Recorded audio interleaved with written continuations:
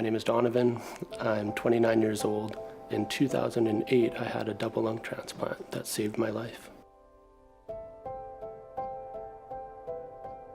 What happened in our family was that my husband's brother had cystic fibrosis and died at the age of 25, awaiting what would have been the second double lung transplant in Canada. Donovan was diagnosed 6 weeks before his uncle died, waiting for transplant.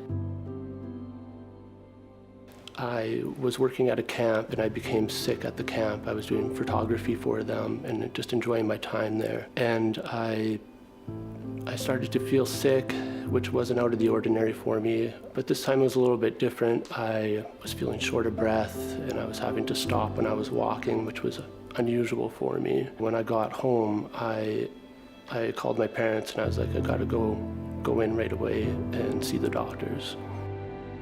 I was actually in a medical coma when they listed me, so I didn't know I was going to have a transplant. I didn't know that I was going to die or I was dying necessarily. It is a parent's nightmare. You never want to see your child lose their life while you still have yours. I would walk into his ICU room and hold his hand and pray with him, try and let him know we were there, even though he was not responsive. Lights would begin flashing, the signals would begin telling the nurses that he was in trouble.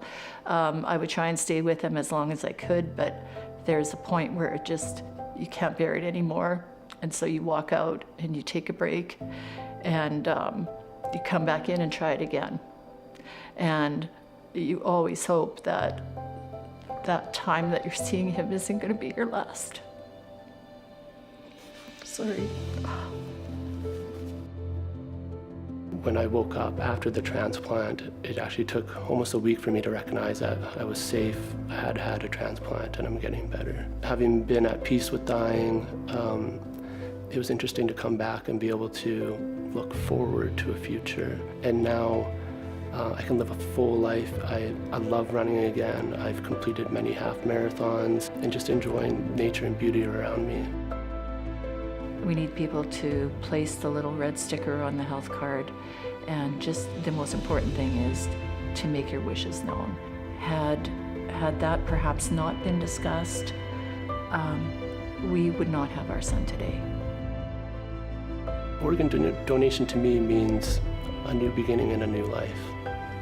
It's receiving a gift that you could never repay, but a gift that gives so abundantly. It's an expression of love to somebody else that you don't know, and it's a very special gift that they'll treasure forever.